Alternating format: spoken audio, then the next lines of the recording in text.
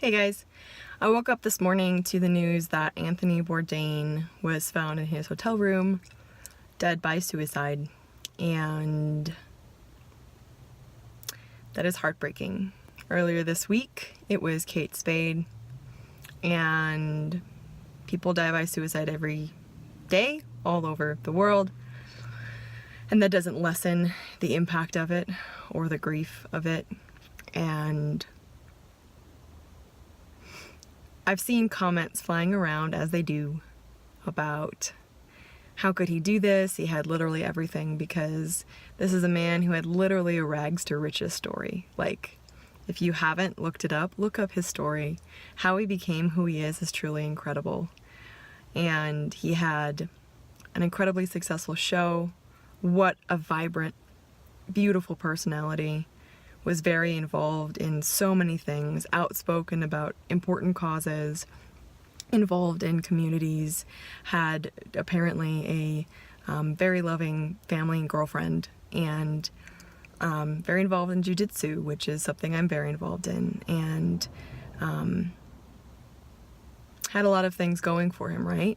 And so people are shocked, like, how could someone who had so many things going for them do this to themselves? And I'm sure there's a lot of videos answering this question, but I just want to take a second to talk about that and to maybe hopefully provide some clarification for some people that external factors really mean nothing when it comes to depression, when it comes to mental illness.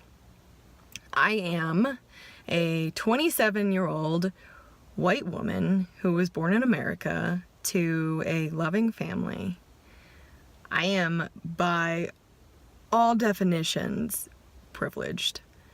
I have had some really shitty, awful things happen. I have gone through some severe trauma, and that sucks.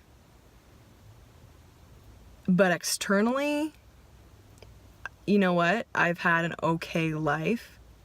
I have a place to live. I have incredible friends.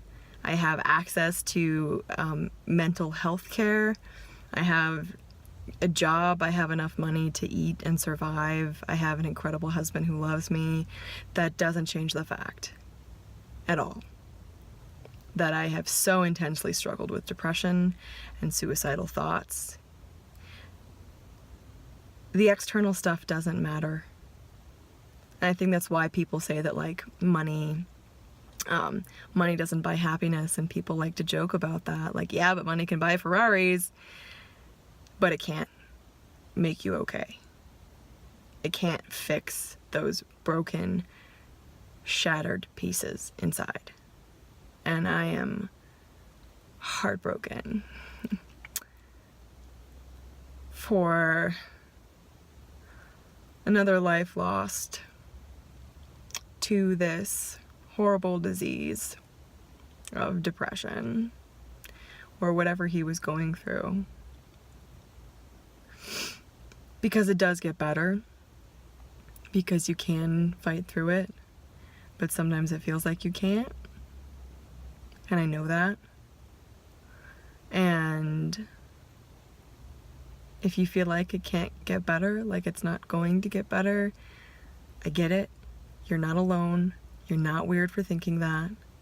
If you feel like life isn't worth it, like nothing's ever gonna change, I get it. You're not weird for thinking that. And it's okay to talk about. But know that those thoughts are wrong. It does get better. I am not just saying that because that's the thing that people say, especially at times like these. I'm saying that because it's the truth. Things do change.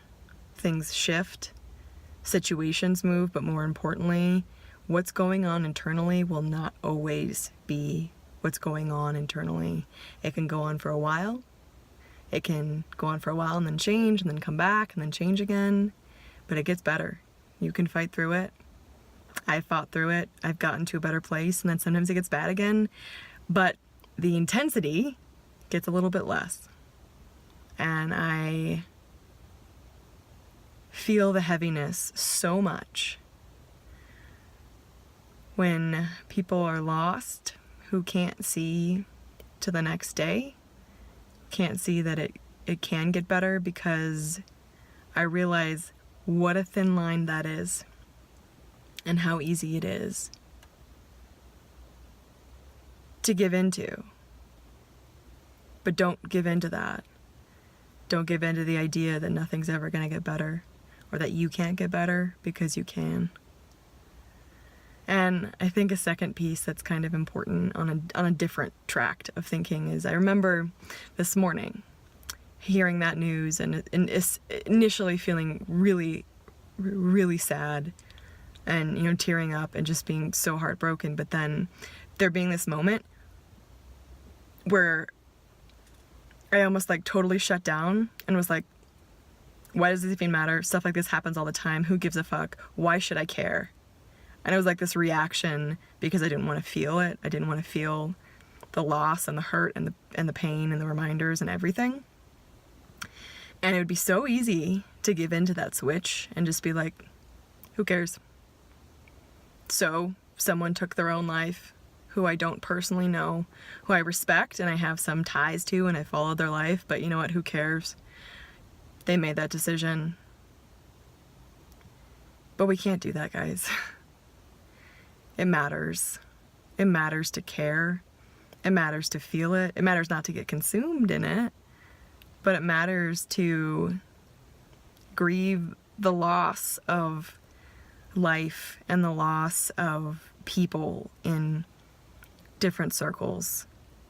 And it matters to stay feeling human beings, even though that is so difficult to do. And even though it hurts. It's important to cry when we want to cry and not to just flip that switch and go numb, because that just adds to the darkness. So my friends, wherever you are on your journey, please hang in there. Please don't give up. Or if you need to take a mental break for a while and, you know, just throw in the towel temporarily, okay. But don't give up, because you can do this. It gets better. And you're not alone, and you are not weird for feeling what you were feeling and thinking what you're thinking. If you need help, please raise your hand, reach out to someone, to some organization, to something. And Anthony, I hope that you have found peace. And I'm so sorry you couldn't see to another day, because that truly breaks my heart. That's all I wanted to say, guys. Thank you, and please take care of yourselves. I'm here if I can help.